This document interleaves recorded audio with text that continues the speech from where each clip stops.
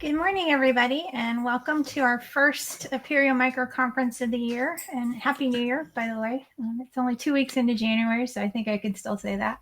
Um, so, Before we get going, I'd just like to invite everyone to stay connected with Apereo. We have a new newsletter sign up that you can access on the website. So if you'd like to make sure that you're in the know about any kind of upcoming events or webinars like the one we're doing today, and project news as well, you can sign up for the Apereo newsletter if you go to our website at www.apereo.org and scroll all the way down to the bottom. In the footer, you should see a join the newsletter link. So you can use that to sign up for the newsletter. And incidentally, while you're down there in the footer, you'll also notice there's a donate to Apereo link. So should you feel so inclined, you can donate in any amount at any time if you'd like to help support some of your favorite open source projects. So let me go on to today's topic. So today's speaker is Michael Feldstein, and Michael is the Chief Strategy Officer at One Ed Tech. After his first career as a classroom teacher, he's spent the last 28 years working in ed tech for universities, ed tech companies, and as a consultant to both. Michael has written the eLiterate blog on EdTech for 20 years and was a member of the Sakai board of directors during the merger with JZig that created Apereo. So those of us from the Sakai world will recognize him. All right. Today's topic is open as in standards, two great tastes. So whether it's HTTP or LTI software, including open source software, relies on standards. These standards exist and work because we agree to shape and work on them together. The nature of collaboration is different than it often is with open source because of the nature of the agreement we need to make the standards work. So we're going to hear from Michael about how these standards are created, how they enable folks to work together, and we're going to be learning about some of the different processes that happen at One Ed Tech and consider possible opportunities for deeper collaboration. So with that, I am going to turn it over to Michael. Oh, and real quick, please keep your questions to the end, and we'll ask them during the Q&A portion. Hello, everybody. Wilma, I'm going to need to be able to share again. Share my screen. Thank you very much. Should have presenter. I do. It is good to see some of you again, old friends. I'd be more polite and call you mature friends, but that's perhaps not universally accurate. It isn't with me. Anyway, it's good to see you and feel Stephen Marquard's smile through the screen.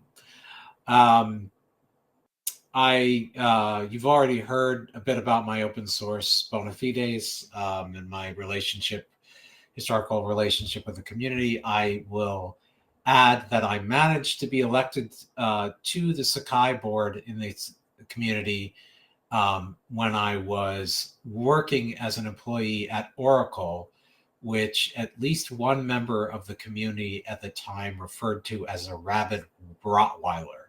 So points for alliteration, and I'm proud that I was able to earn the trust of the community. As we'll get into this, I'll talk about the various ways in which openness is near and dear to my heart and how it works in different contexts. I will try to stop blathering about my intro and move on to the presentation so that we can get to the fun part, which is the conversation. I'll add one little more additional bit first, which is I'm new to One Ed Tech. I started in September as the Chief Strategy Officer. I was preceded not long before by my friend and colleague as the new CEO of One Ed Tech, Curtis Barnes. So there's a lot of new and changing work going on inside the organization, I'm going to be extremely frank with you about where I think we're falling short, and where I'd like to see us do some work. And I will also be extremely frank with you that I'm still discovering those areas, as well as areas of strength that we don't talk about enough. So with that, let me move on to the presentation. Let's see. I should always remember to, check the abstract that I wrote when I write the slides. That abstract title works. This one does too. Openness and standards, the same but different. Let's start by jumping into how we think about open standards. And as I say here, normally as little as possible. Open standards are if they work, they're like a reverse magic trick. A magic trick makes something simple seem impossible. And a standard, when it's successful, makes something really difficult seem trivial and beneath our notice. So while those of us who identify the needs for standards and throw ourselves into that breach think about them a lot, it's quite fine and actually a good sign if healthy for you if many of you don't think about them on a daily basis.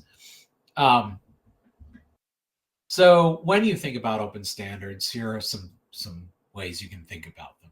The popular analogy is the wall socket where you plug in for electricity. If we had different shaped wall sockets, as you might experience when you travel around the world, it creates friction and problems. And if you don't have the right adapter, it creates bigger problems. And if there is no standardization, even from house to house or room to room, then you're done. A lot of electrical devices will never get built or used. A better analogy for those of you who are engaged with software every day might be a widely used software library, in the sense that it's something that works pretty low on in the stack. You don't think about it that much, except when you need it to change, which hopefully isn't very often, or when it breaks, which hopefully isn't very often. It can fulfill a wide variety of functions. I don't like the electric socket analogy because it really reduces data to just something that flows. And these days, the role of data is a lot richer and more complex than it was in the early days and how we thought about it in one ed tech. But there is a sense that, a software library is a different kind of utility. So now let's talk a little bit about openness. For one ed tech, currently, as of today, as we implement it, open means that standards are proposed and developed by the community as represented by our members. So we are a community-driven organization. We have about 50 staff members. They don't decide on which standards get developed or which standards get approved. Our community does.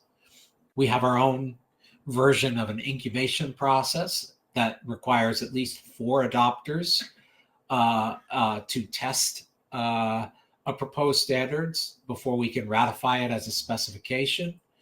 And once I should have specification here, once the specifications are developed, they are free for everyone to use. So the process is closed,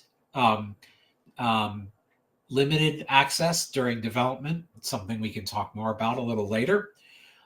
Once they are finalized, they are free for anyone to use.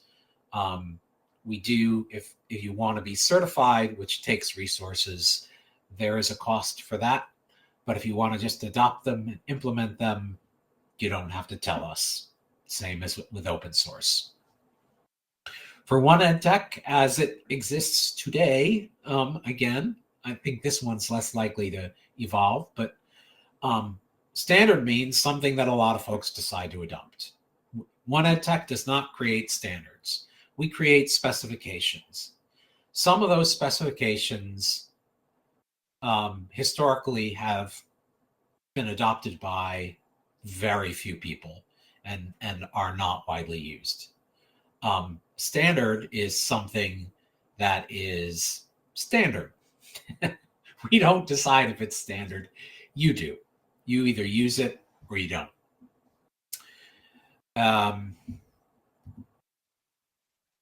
Our role, how we justify our existence. I put it this way because as a nonprofit, like the Apereo Foundation, our members, they decide what they're going to contribute. And there's a lot of need and a lot of things they could contribute money, contribute time. I do not take it for granted that One Ed Tech must exist. We have to justify our existence every day. So how do we do that when we do that well? Well, we reduce vendor lock-in. There was a time before LTI when if you wanted to get a tool to work with an LMS, Blackboard had the majority of market share. They had these building blocks, and most folks who were building LTI tools were building small tools. They were never going to get rich off those tools. And they just simply couldn't afford to build for other platforms, including Sakai. And I'll return to the Sakai story with LTI a little later in the conversation. But I don't think we'd have the current LMS ecosystem that we have today if One Ed Tech had not reduced lock-in in various ways, including but not limited to LTI. We close user value gaps created by application silos. User wants to use I'll stick with the LMS. There are other examples, but it's an easy one for ed tech folks to wrap their heads around. You want to use your LMS. You want to use a math tool or a chemistry tool or whatever it is. You don't want to have to have students to deal with two separate logins. You don't want to have to wrestle with that in the classroom. You want these tools to just work together. You want grades to pass back, right? You're not focusing on the applications. You're supposed to be focusing on the students, right? So we have to reduce the friction. We have to do it in a way that solves a problem for the entire sector. We have to solve the problem at scale. So that's one of the things that we do to justify our existence. We also close the user gaps created by borders between segments, whether it's K-12 and higher ed, or between states or even nations. We're trying to make, if our specifications become standards because we do a good job at solving problems in ways that are both durable and flexible enough to accommodate differences, then we really create a kind of unification. And I'll give an example of that in just a little bit. We increase cooperation. And again, this is something the Apereo community knows about. You know about localization. You know about an international community. We have different tools for dealing with it, but it is still very much top of mind for us. We make innovation more affordable. The more infrastructure that can be common and assumed. Again, this is very much like software, right? There are layers of the stack. So the lower layers you don't want to think about. You want them to just work. The more we can make ed tech specific capabilities work like that, the more folks can focus on creating new and valuable innovations that serve the students and the educators who support those students. We provide assurance of interoperability through certification testing. The specs are public. Anyone can use them. Anyone can create an LTI or one roster or Edu API product. But if you want the added assurance that UL standard stamped on your product that says, yeah, we know this works, we know it's conformant to the specification, then you come to us and we provide a certification suite. This is an area that we're putting increasing energy into to make better for both the adopters of EdTech and the creators of EdTech. And it's an area where we can collaborate more with open source. This is something I'll get to a little later. And finally, we bring together people to solve real problems at scale, which is, again, something we share with Apereo. There are two kinds of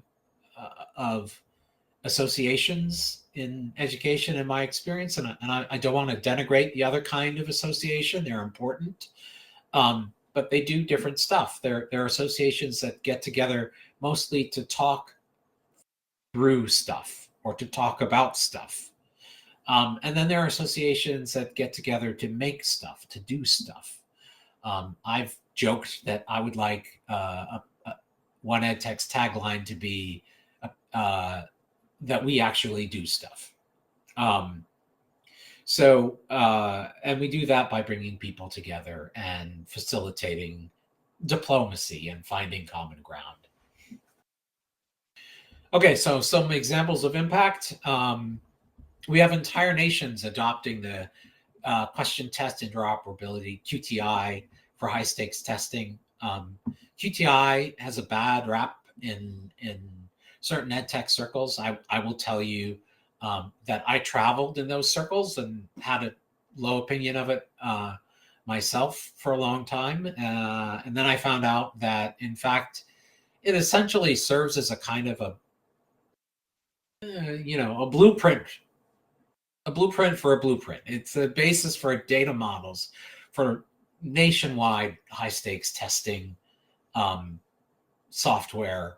It's used heavily by ETS. It's not heavy on interoperability in the sense that people swap question test banks with each other all the time across implementations, but it really has impact at scale. If you want to know how your students are doing nationwide in terms of their progress on reading or math or whatever the case may be, this is an important contribution. I brought up LTI. I see Chuck in the audience. I'm gonna keep eating crow and building Chuck's ego by continuing to say this, because it's true and it's important, and it's an important part of EdTech's story. I'm going to guess that if you could map the growth of the startups that showed up right when the big ASU GSV startup conference was really in the height of its growth curve, and you mapped that against LTI adoption, those curves would look pretty similar. LTI made EdTech as we know it possible.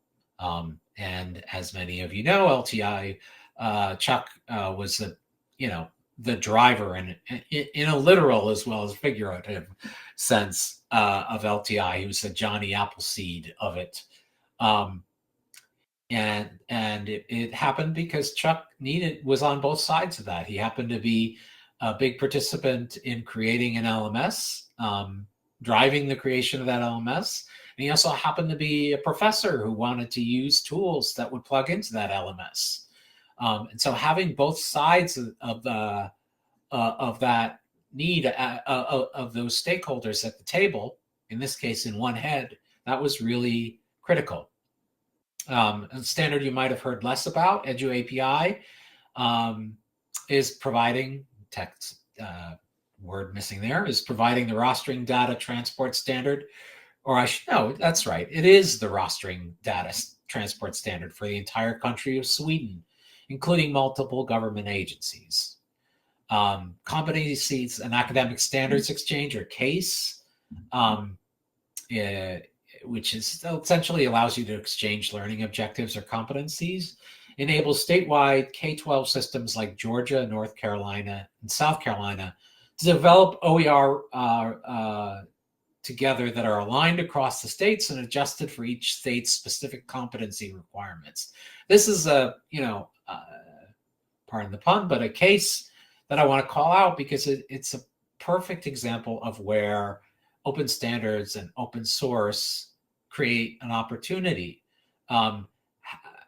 The learning object repository is largely a failed product category. And when I say failed, I don't mean to denigrate the good people who've done a lot of hard work on it. I mean, it just never achieved wide scale adoption and use, right? There are very few product categories in EdTech over the decades that have achieved wide scale adoption and use. Learning object repositories is not one of them, right? If we have this ability to start with the learning objectives, and now we have machine learning that we can use to start comparing those learning objectives across groups, then it allows us to reconceive the whole product category.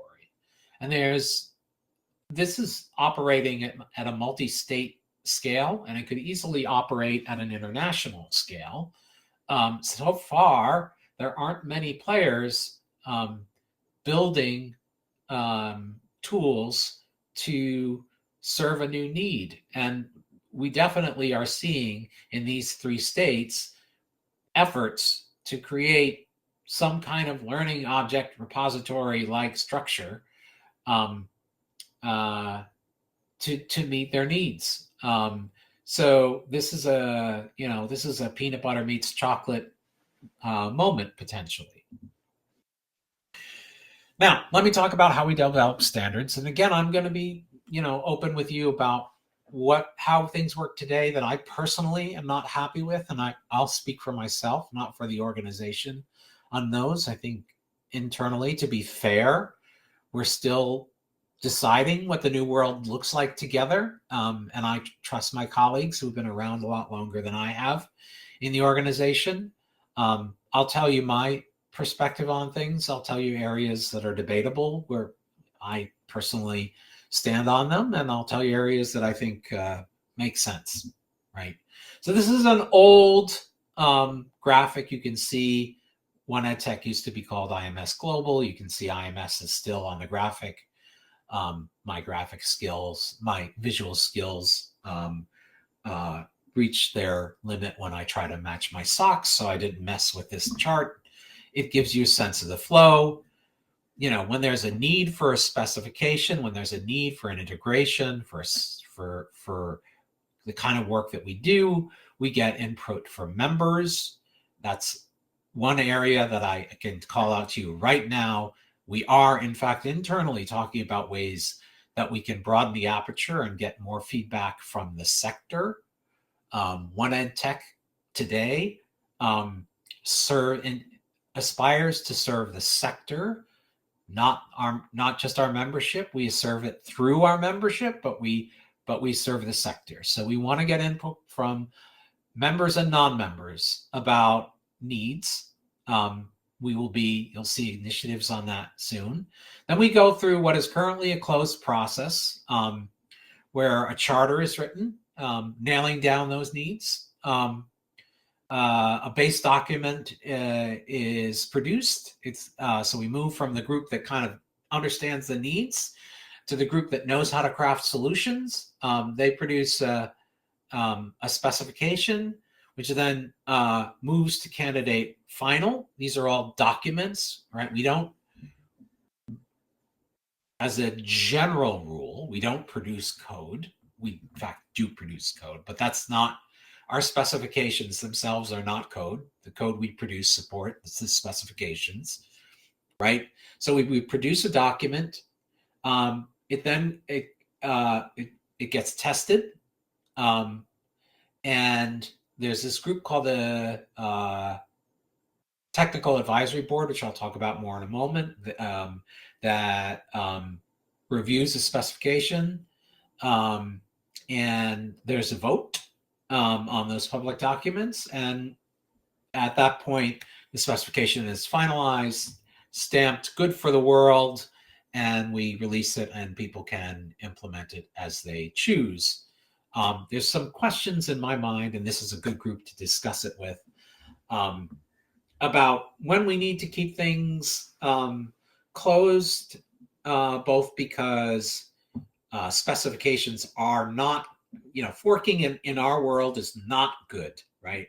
It operates differently than in open source, and we really want to harmonize, and also we really want to, there's a lot of diplomacy involved in getting these specifications nailed so we can drive broad adoption.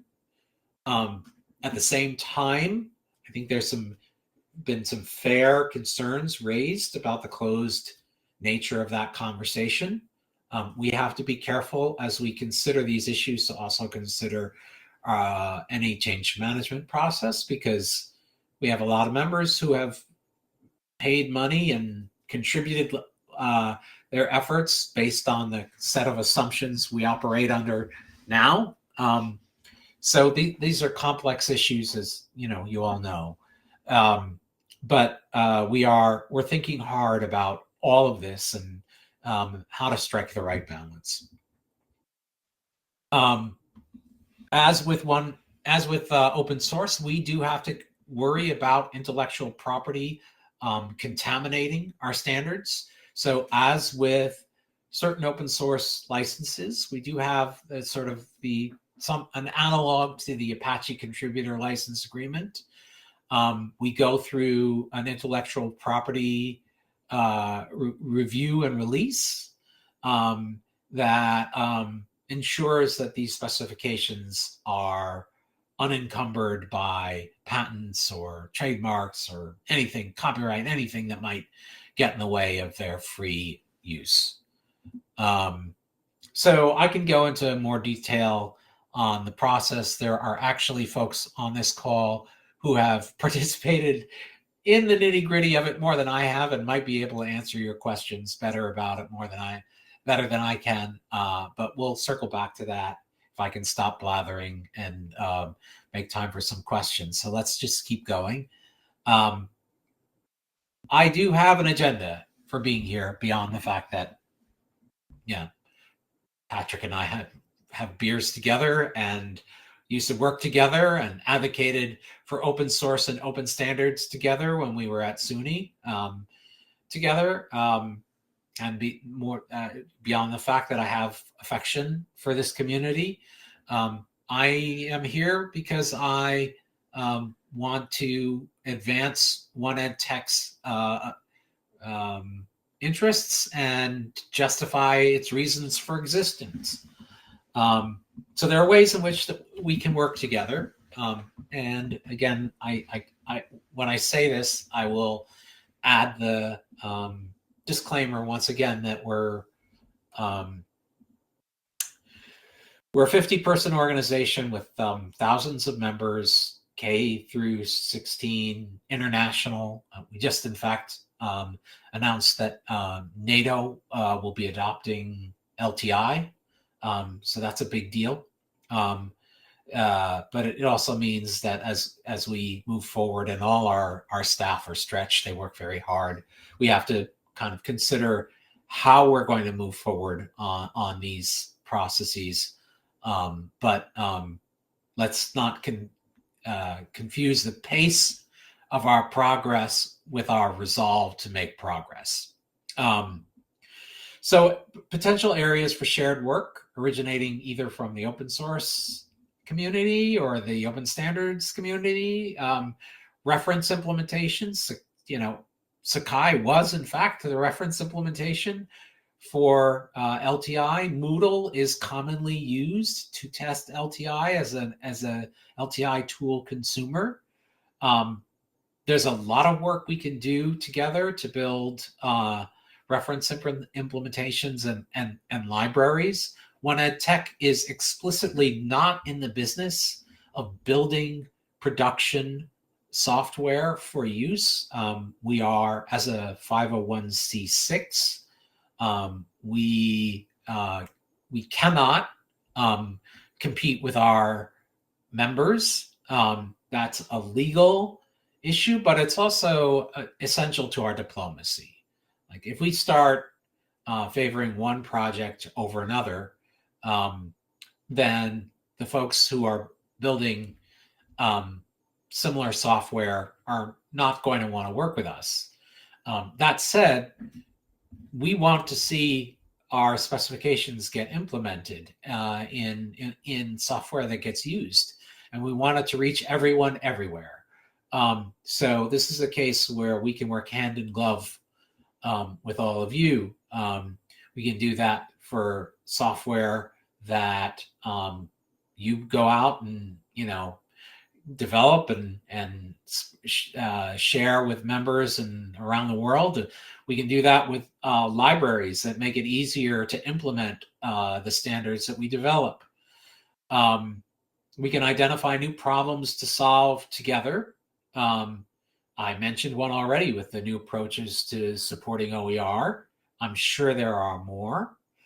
And we can promote the value of openness. And I want to be very careful about what I say, how I say this, because in the past, and again, no criticism, but there are some folks among us who believe in openness as a general value and promote it, which I do.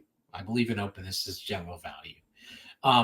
And they promote openness as a general value, which I don't do because I don't find it very effective, especially with folks who don't share that value with me. So I think there's value in talking about the specific utility of different kinds of openness, especially when they work in concert. And so I think there are opportunities for us to look for to show all of these ideas that I listed above are examples of how open standards and open source and possibly open educational resources can work together to meet the needs of actual humans who are teaching and learning out in the world. So that's it. I'll just pause briefly on my slide so you can grab my email address if you need it. It's pretty straightforward convention, standard email convention at One Ed Tech. And now I will stop sharing and stop blathering so that we can talk. So it looks like we have a couple of questions in the chat from Patrick. Patrick, do you want to come onto the microphone and ask your questions? Sure. The first one was, first, thank you, Michael, for the presentation and taking the time to speak with us. Has One Ed Tech considered, I'm just reading this, so apologies.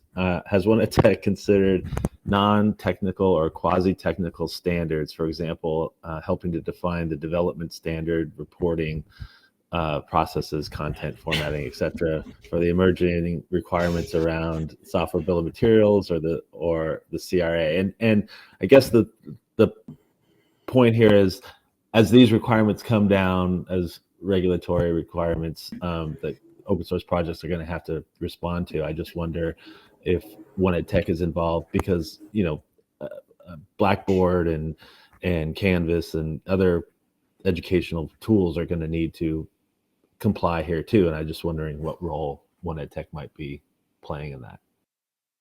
Yeah, in fact, we do some of that today. We have rubrics. One of them, our student data privacy and security rubric, is an actual certification. We engage in conversation with the vendors, with the suppliers, the tool builders, whoever they are. The others are essentially guides, for conversations. You can think of them as procurement tools, ways for organizations who may not know much about a particular topic, like whether it's accessibility or AI for use with students. We give them a kind of a rubric that tells them what questions they ought to be asking and what good answers look like, and how to rate the providers' self-assessments and self-assertions.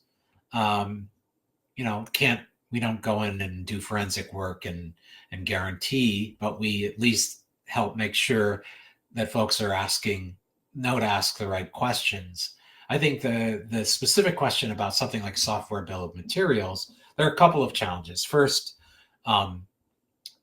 rubric evaluation is labor intensive. One of the reasons that we have the membership structure that we do is that we do in fact have staff that we have to pay. Most of our expenses are human beings. We have 50 staff right now, and I can tell you they all work pretty hard. And so we have to, grow at a measured pace. We are using AI now, or I should say piloting AI, to see if it can increase the productivity of the humans doing the evaluations, and allow us to do more of that work, because we have a lot of interest in that. The other question about something specifically like software bill of the materials is where does our remit begin and end, right? We've been mostly focused on as close to teaching and learning as we can get so far. And we can have an argument about how close we actually succeed in getting. I would argue that we don't get as close as I would like us to. But there's also, if you're adopting this software, you don't have many places to go for help of the kind that you're describing, Patrick. So I wouldn't rule it out by any stretch of the imagination.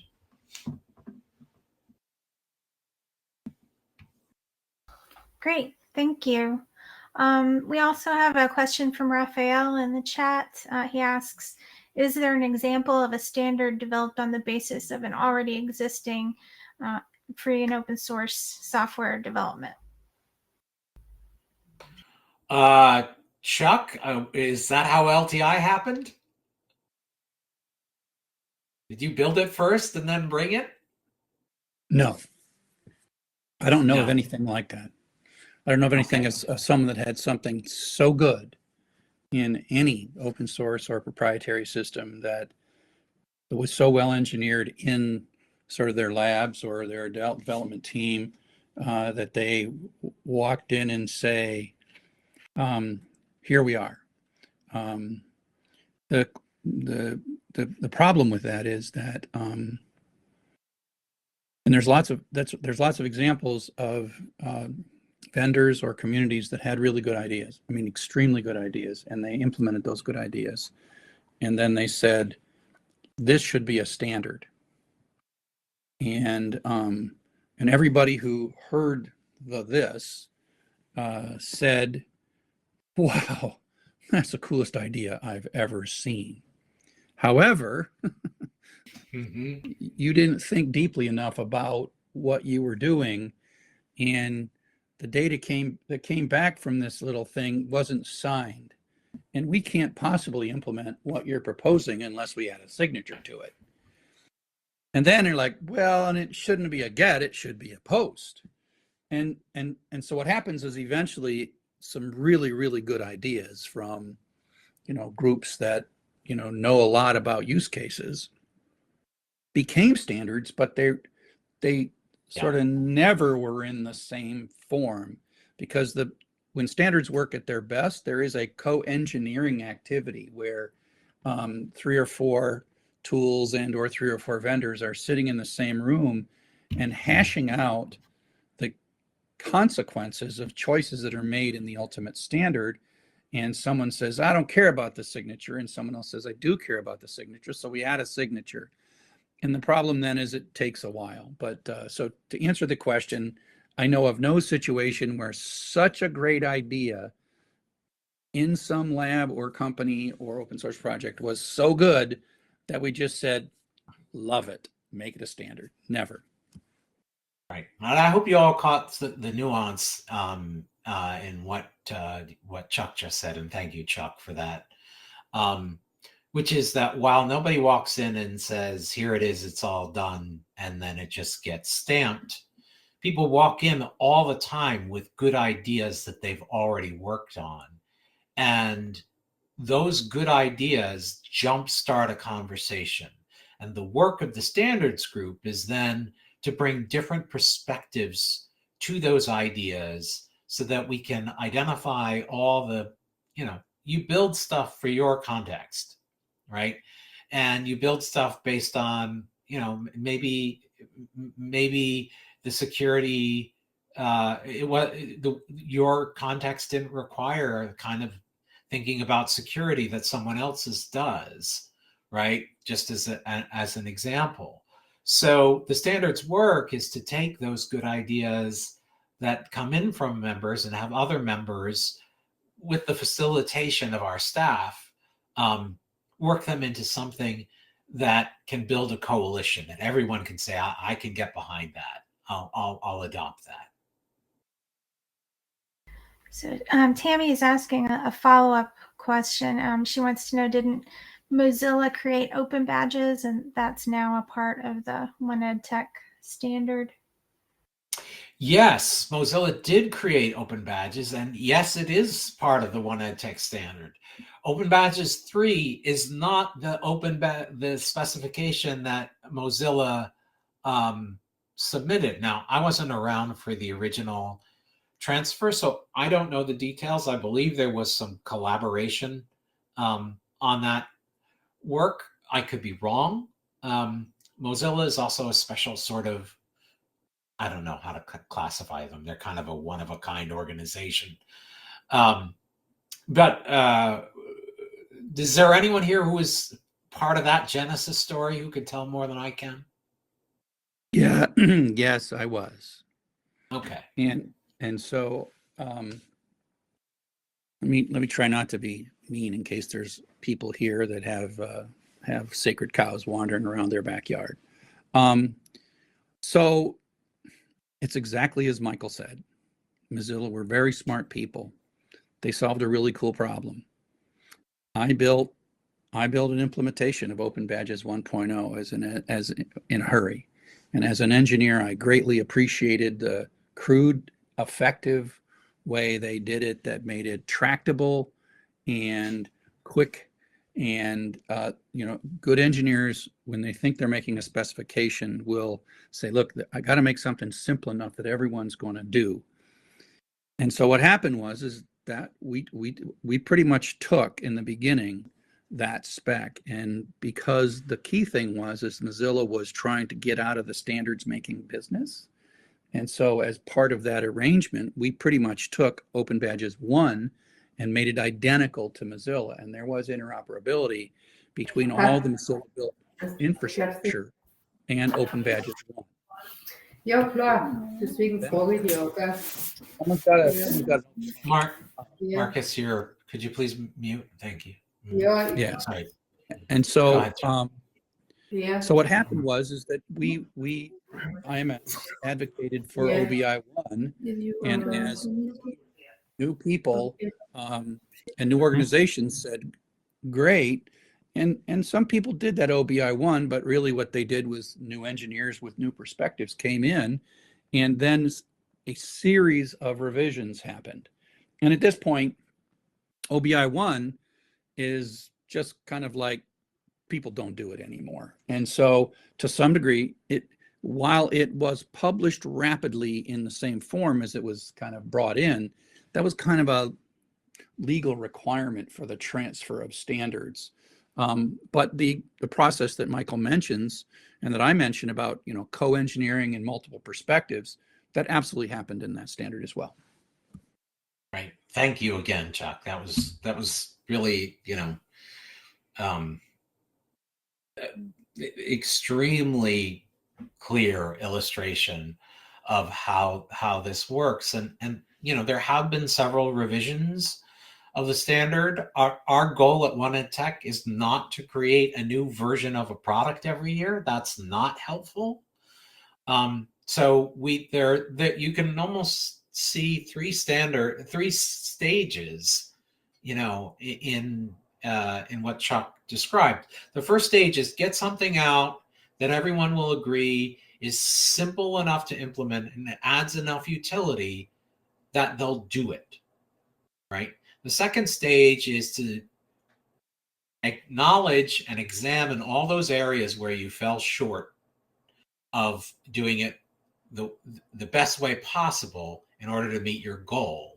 And think about how much further, on the one hand, what you need to do in order to be responsible and to bring other people on board who say, I can't adopt that.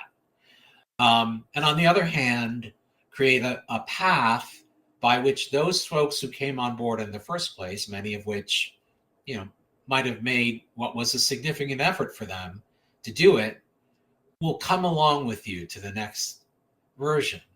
And then you reach a third stage. Many of our specifications, I think none of our specifications are active all the time, are in development all the time, right?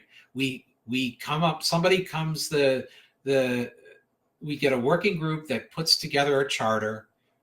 We're going to get more rigorous around what that charter is with acceptance criteria and so on, that says this is what we're trying to accomplish. We'll go through our process to make sure that we're solving the right problem and we're solving it the right way. We'll have folks double check it and implement it and ratify it, and then we'll let it rest for a while until somebody tells us we have a serious enough need for an enhancement or a change that it's worth troubling all those people who are depending on that low-level library not to change in order to make an improvement. Thank you. So we have a question from Josh, and he would like to know, beyond broadening input collection at the start of spec creation, what are some other process improvement opportunities that you've identified? Right. Well, some of them, I'll be honest, some of the big ones, most urgent ones, are less about open in the sense that we talk about it here. Some of it's frankly, getting better at being transparent to our community, which is not something that we, necessarily did on purpose. Some of it, let's just say there were some decisions by folks who are no longer at the organization that I have a different perspective on. And a lot of it is just the kind of chaos that happens when you have everyone running in a bunch of different directions at 1,000 miles an hour. So we should be, and I have the working from under me, the folks who shepherd, they're really product folks. Their official title right now is technical program managers, but they're really product managers. Is to shepherd these specifications through that diplomatic process that Chuck and I have been talking about collaboratively here. And we want to make sure, first of all, that we are giving clear and validated needs to that group so that they know it, because they're smart people. They love solving problems. If you don't give them clear problems to solve, they'll find problems to solve, right? So we want to do that openness that we talked about as part of a larger effort to make sure that we're communicating to the folks who are doing the heart of the work as clearly as possible about everything we've been able to learn about the problem we need their help with, right? Then, so that's, you can call that, if you're a product person, if you're a business person, you might call that product market fit. Are we really solving a problem that's widespread and urgent enough that people will take this on, right? Then there's what I'll call time to market, which means once the specification enters that process, once we've committed to getting it done, we need to quickly move through the deliberative process, which we can't rush too much because it has to be done right. But we have to be ruthless about making sure there aren't any unnecessary delays, and make sure that after all that hard work is done, we're ready at the other end with a certification suite, because we can't release a specification unless we can certify it, unless we can say we know for sure that if somebody brings their software to us, it either does or doesn't conform with the specification. And we need those conformance tests to be done well. We need them to be the right balance of permissive and strict. So that's that. And then we need to do a better job of telling the world, hey, this exists. Here's the problem it solves. Here's the problem it solves for non-technical people. This is why you should care about this right now and spend a few minutes or a few hours or days of your life thinking about interoperability that you normally shouldn't have to think about, because we really want you to have this. And sometimes having the folks who own the need advocate and tell their the folks who are building the applications, hey, this specification solves a problem that I have and that's really urgent to me. That's the moment at which we need them to care. They have a say, they have a vote. And they're ultimately the folks that we're working on all of this for anyway. So those are areas that I'm personally focused on improving, that and getting the organization, which, you know, a lot of folks doing a lot of different things, making sure that we're all thinking together about what our priorities are so that we finish the things we start before we start other things. We meet our promises to our community and to the sector. And we have a clear, not just message, but shared idea in our heads as we go about our daily work about what is our reason for existing, and why are we doing this thing rather than that thing? How does that fit with how does that prioritization fit with our reason for existing? Okay, I'm going to go ahead and circle back to Patrick's second question, which was, how is EdTech working with broader EdTech communities like EDUCAUSE, European University Association, JISC, Access, etc., specifically on the value of openness and co-creation through community, and how can open source projects and foundations align with One EdTech to help increase interest and investment in open models, initiatives, communities, and promote the value of open source? Right. So I did address part of that in my penultimate slide, the one before my email address.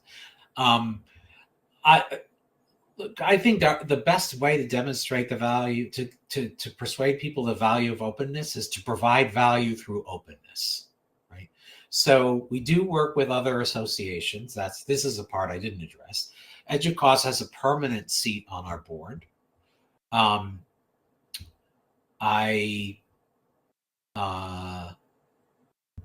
not sure what I can announce or what's already been announced in this regard, but you will see more international representation on our board if that hasn't already been announced, in the terms of the details, that will demonstrate that we are working with more actively with international communities and associations. I can tell you that Curtis, our CEO, has been on just a nonstop diplomatic tour,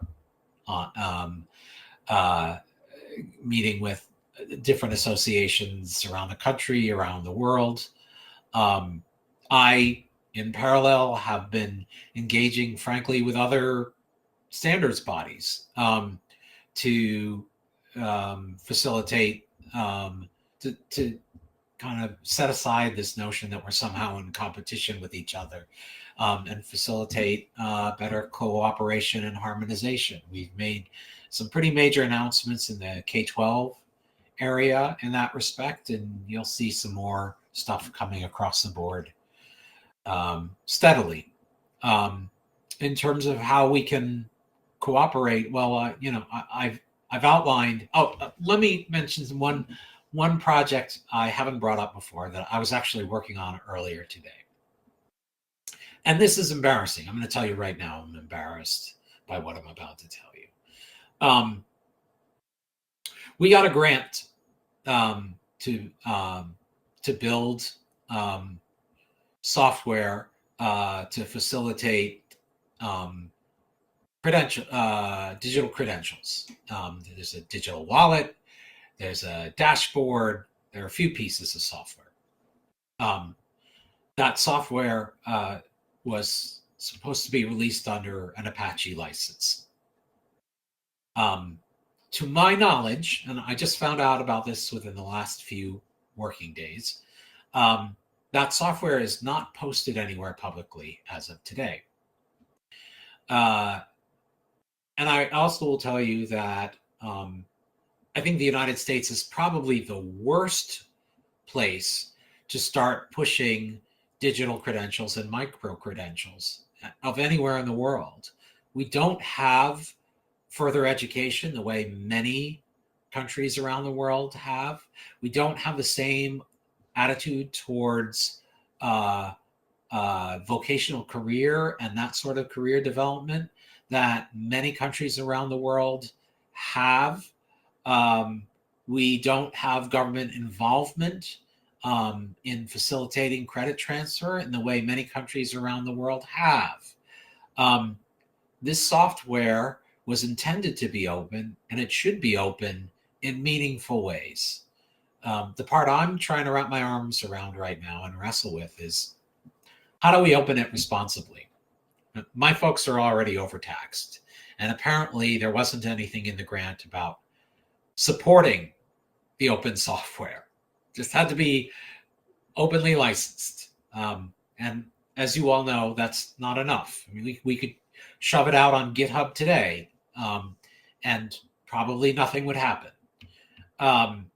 So I've asked our folks to reach out to our international membership to see if we can pull together a coalition of folks who are willing to throw some more work and support around this software, which, at the very least, are reference implementations and demonstration projects for the support of our open standards. And if I can get a group together that I feel can bring some responsible, committed collaboration to the effort, it's something I'd like to discuss with my team about incubating at Apereo. I think that would be a good home for this work. That sounds intriguing. I'd be interested to learn more about that project at some Me future too. point. Me too. All right. Well, we are at the top of the hour, so I want to be respectful of everyone's time. Does anybody have any last questions that they would like to ask before we turn folks loose? All right. Well, thank you so much, Michael. This is an extremely informative and a very interesting look at the work of One Ed Tech and kind of some ideas about things that might be growing and changing and evolving in the future. So thank you so much for being here today. And thank you, everyone, for attending. I hope you'll join us for our next micro conference in about a month, I believe. So thanks again, everyone, and have a great rest of your day.